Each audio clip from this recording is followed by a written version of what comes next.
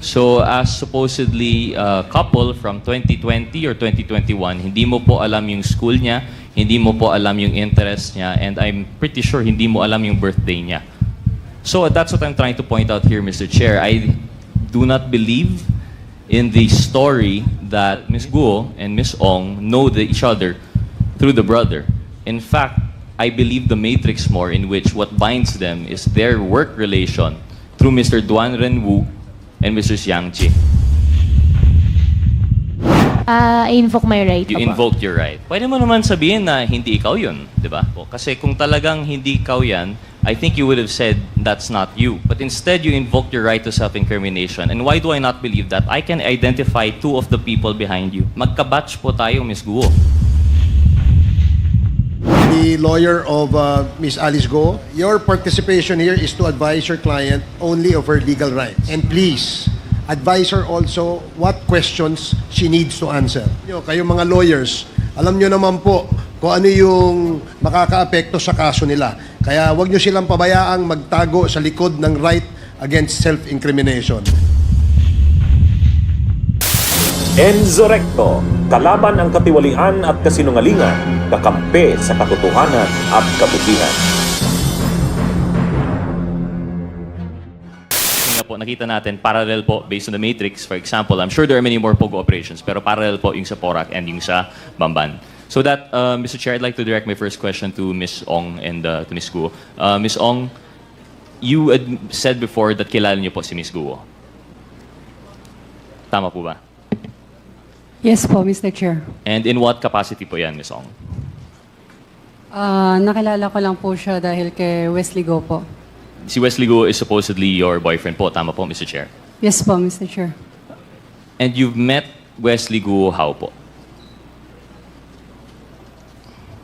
Somewhere in Binondo po.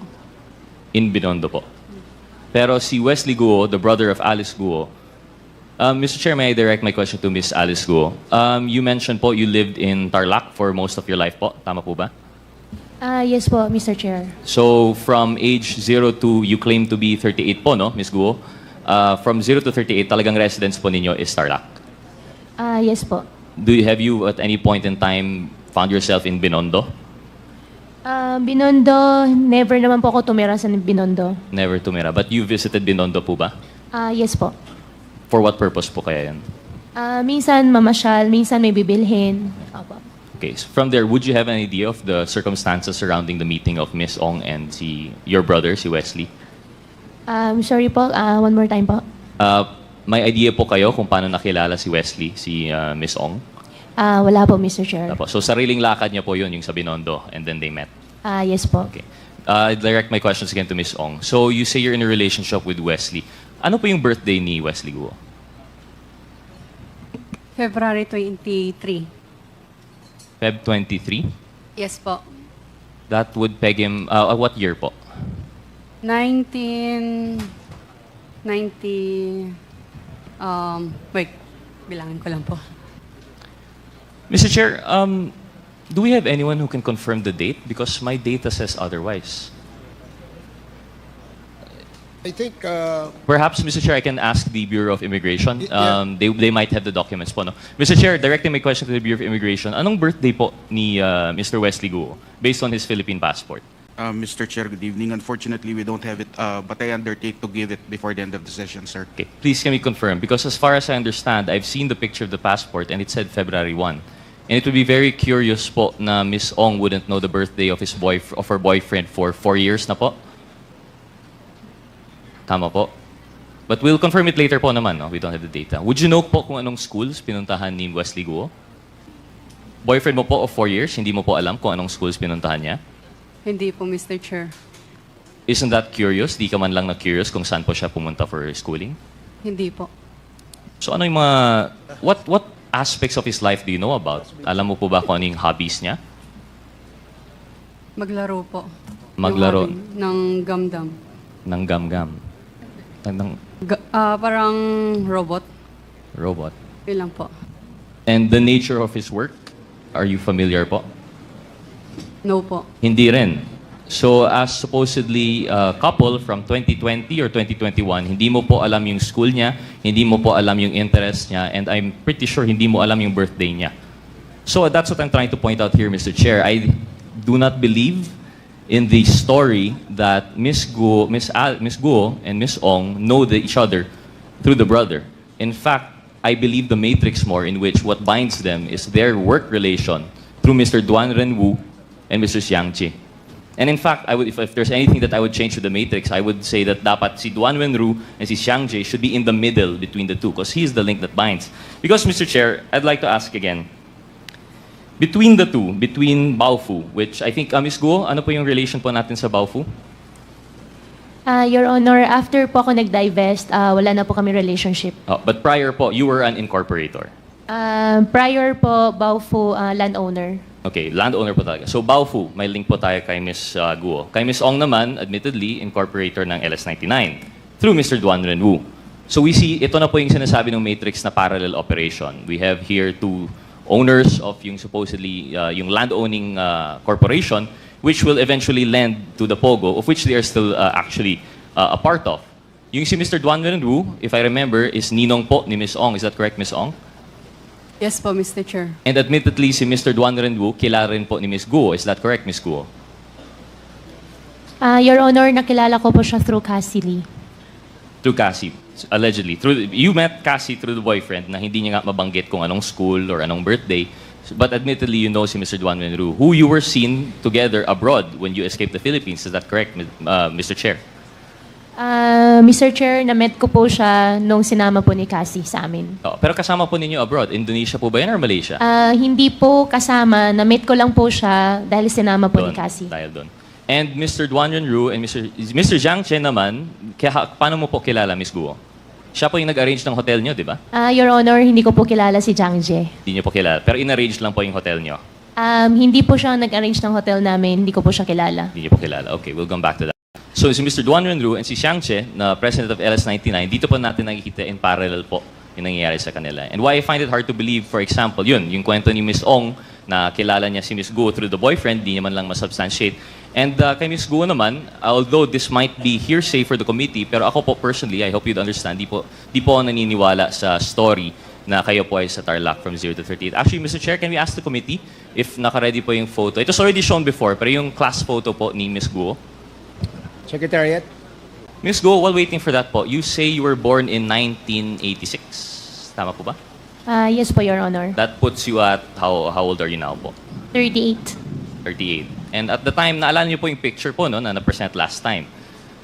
But you claim na di niyo po yun...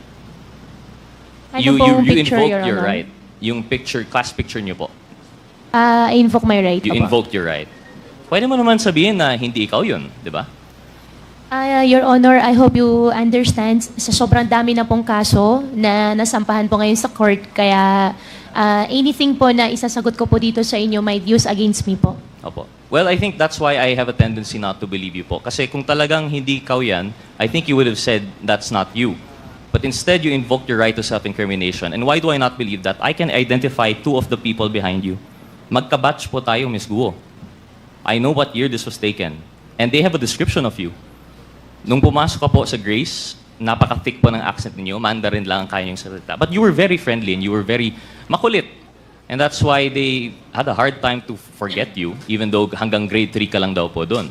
Now I know, like I said, that's hearsay as far as the committee is concerned kasi hindi naman nandito yung may personal knowledge doon. But when I was talking to that person with personal knowledge, na-convinced naman po ako and they've identified you. In fact, if you were 38 and this picture was 2001, you would have been 13, 14 po ba?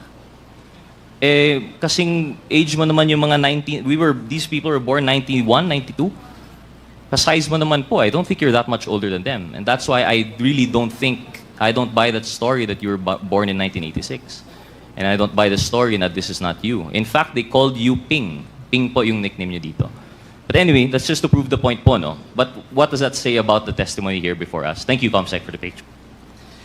We have a Latin maxim po, no? Falsis in uno, falsus in omnibus. When you're false in one thing, it's false in everything. So this puts into light every statement that you have made. Of course, aside from the statements made regarding the right against self-incrimination. But if we're talking po about everything she said, that she was in Tarlac for 30 years, that all of her life, or the fact po that she was not the person in the Bamban resolution, this is going to be your testimony versus documentary evidence. Yung Bamban resolution number 185 series of 2020, citing you as the applicant for Hongsheng Gaming, ano po yung sagot mo doon? You said you have no recollection at all kung paano nasama yung pangalan po ninyo. Tama po ba yan, Mr. Chair? Mr. Chair, all related Hongsheng, Baofu, I invoke my right against self-incrimination po. Okay. And this proves it even more. If you can't relate to us how you're related to the resto, then I guess the document stands po na may kinalaman po kayo sa Hongsheng. Another thing po, you claim na walang Filipinos involved sa escape. How do we know that we can take that for granted? Kasi, yun nga, as far as we're concerned, false in one, false in all. And then, of course, the allegations that 3.2 billion was transferred to Hongsheng through the partners mentioned earlier. And it's parallel also because I remember, if I'm not mistaken, Chair Dan Fernandez mentioned there was also a similar transfer going on between Mr. Duan Renwu and Ms. Cassandra Ong. So we see nga po na talagang I think may basis yung matrix, talagang parallel yung operations, and I think that's as much as we can get from them. Baofu and Hongsheng versus Lucky South 99 and Whirlwind are two sides of the same coin. They're parallel operations held by a consistent cast of characters, and now that the Quadcom is digging deeper, we're now moving up the ladder. Unfortunately, I don't think we'll be able to get anything more from Ms. Ong and Ms. Guo, given that they have cases and they have repeatedly cited their right. They've repeatedly invoked the right against self-incrimination. So I think we have no choice but to move on with the matrix. So with that, Mr. Chair, I'd be asking my questions to Mr. Yang. Yeah, but before that, Your Honor, let me ask the lawyer of Ms. Alice Go. Your participation here is to advise your client only of her legal rights. And please, advise her also what questions she needs to answer. If the question being asked, being propounded by a member is not related to the case that she is facing, then you have to compel her to answer. And that goes the same with other counsels present. Okay, para lang ho maliwanag, that's our ground rules. Alam naman po ninyo, kayo mga lawyers, alam nyo naman po kung ano yung makakaapekto sa kaso nila. Kaya wag nyo silang pabayaang magtago sa likod ng right against self-incrimination. And we just want to make that clear. Please continue, Congressman Gutierrez. Thank you, Mr. Chair. Mr. Chair, before I move on, I'd like to go back. I still have 2 more photos with the ComSec on the issues of Ms. Ong and Ms. Go. Committee Secretariat, may we ask for the pictures of Lucky South 99 and yung Hongsheng to be displayed? May I ask, Mr. Chair, the PAOCC, si Dr. Casio. Mr. Chair, generally, ang POGO, kailangan po ba compound talaga? If I understand correctly, meron po tayong mga POGO operations within Metro Manila. Is that correct? Yes, Mr. Chair, Honorable Gutierrez, in the past, PAGCOR allowed what was dubbed as hubs. By hubs, meaning to say different locators, different POGO operators can exist within one hub. But if I do recall, the only hubs that were ever licensed by PAGCOR were the one in Clark, San Valley, which was raided by the ACG and PAOK on May of last year. The second one was, if I am not mistaken, the one in Bamban, no? Baofu. And the last one is the last remaining hub that's winding down, yung sa, ano po, yung dito po sa Island Cove, Cavite. So generally, Mr. Chair, ang POGO, it doesn't necessarily have to be a hub. They can operate parang BPO lang po siya. Sometimes they rent a floor lang po. Tama po ba Yes, yun? sir. They can rent as small a space as 300 square meters. Thank you, Mr. Chair, for clarifying. So para lang alam ng ating mga kababayan, kasi nabanggit po ng PAGCOR, meron pong 240 plus na nabanggit ng mga POGO. Baka inisip po nila lahat yun POGO hub. But it seems to be only the big operators are the POGO hubs. It's, for example, yung sa Baofu and sa Lucky South 99. Kaya nga po parang parallel because amongst all the POGOs, sila lang po yung ganito. Sila lang po yung may hub. And it seems to indicate na they have the same modus operandi and they have the same intention to include mga love scam, mga cryptocurrency scamming, and other related crimes. Kasi di naman po yan manggagawa sa 300 square meter na office building po, no? So I think this is just another point of parallelism between the two. And then one more thing, Mr. Chair, Committee Secretariat, yung next picture po, please, yung mansion. Ms. Ong, Mr. Chair, is this image familiar to you po? Yes po, Mr. Chair. Can you explain to us ano po yung nakikita natin sa picture? Nakita mo naman po, is that your house? Yes po, Mr. Chair. Ito yung mansion po ninyo sa Porac? Opo. Mr. Chair, can we, for everyone to see, can we have the picture again?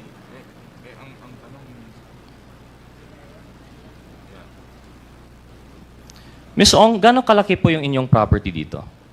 Tama po ba? That's like a little massage house in the middle of the lake behind the bigger mansion proper. Tama po ba, Miss Ong? Lahat po yan, bahay po. Wala pong massage. Wala massage. Yung gitna. So Yes lahat po. yan bahay. So yung Opo. gitna. So gano'ng kalaki po itong property nyo? Yung lot po is around 3 hectares po. 3 hectares yung lot. And Yes all po. of this at the tender age of 24. Would you care to substantiate how you made your money out of this? Lahat po yan na-inherit po ba, Mr. Chair? Mr. Chair, I invoke my right. You po. invoke your Pasensya right. na po Of course. kasi meron pong kinasa sa akin. Kasi nga po, kahit yung reasoning na binigay mo last time na 35 million per month, hindi rin yun tama eh. Kasi at 35 billion per month na you would make out of the 70,000 hectares that you were renting out, that's only still just 35 million, which wouldn't account for the billions of worth. Sabi niyo po, wala po kayong inutang to make yung phase 1, phase 2, phase 3, not including itong mansion po ninyo. Because the truth of the matter is, based on the reports, if we're to believe, this is actually bahay ni Mr. Duan Renwu. Hindi naman po ito sa'yo. You're going to invoke your right or you're going to deny it, that's fine, Ms. Ong. But I'm just presenting it for the facts that the unbelievable story of rags to riches at 24 through inheritance from your mom, based on nothing more than the right connections at the right time, parang sobrang unbelievable po. We are more inclined to believe these parallel operations in which at the center is Duan Renwu and everyone else going up. So with that, Mr. Chair, I'll conclude na po yung kay Ms. Ong and kay Ms. Guo. I'd like to go on po as we go up with the ladder kay Mr. Yang. Thank you, Committee Secretary, for the picture. To DS. Mr. Chair, I just have a question, just out of curiosity, if I may. With the indulgence of Congressman with the indulgence of Congressman Gutierrez. Comsec, pwede mo ba maibalik ulit yung bahay ni Ms. Cassie Ong? Ms. Cassie, pwede niyo po bang sabihin niyo kung tama po yung pagkaunawa ko dito sa litrato? So meron pong lake at yung bahay po ninyo ay yung nasa gitna. Tama po ba yun? Can you go back? Hindi, yung bahay po. Yung bahay, Comsec. Yung bahay, Comsec. Prior picture, please. Yan. Yeah. Excuse me. Yes? Yes po. Yes po, Mr. Chair. So yung bahay po, ano po yung nasa gitna ng lake? Bahay po. Tapos ito pong nandito sa may bandang baba. Bahay din po, Mr. Chair. Oh, so you have a house within a house? At tapos yung nandun po sa ibabaw niya na parang kulay puti na I don't know how you describe it. Parang ano ba yan? Is that also a body of water? Garden po yan, Mr. Chair. Garden. Okay. Yeah, itong lake po ito is man-made or natural? Can I consult my lawyer po? No, I mean, it's actually whether it's Man Lake po, Mr. Chair. huh? Man Lake po. Man-made. Man-made. Gaano kalalim po yung lake? Hindi ko po sure, Mr. Chair. Thank you very much. I'm just trying to figure out kasi yung figures na binanggit ni Kong Rods. At medyo kinakwenta ko po kung magkano aabutin to kasi kung man-made po yan, Chairman, at saka kung gaano kalalim at yung lawak, tapos nice to live there. Thank you very much, Mr. Chair. May kulanong salita na ang ibig sabihin dito ay ang pagkakaisa. Bunyog Party List. Halika na, Bunyog Party List ka na. Halika na, Bunyog Party List ka na. Sa susunod, ang atinang suportahan, Bunyog Party List, nagtataguyod ng katotohanan, lumalaban para sa bayan.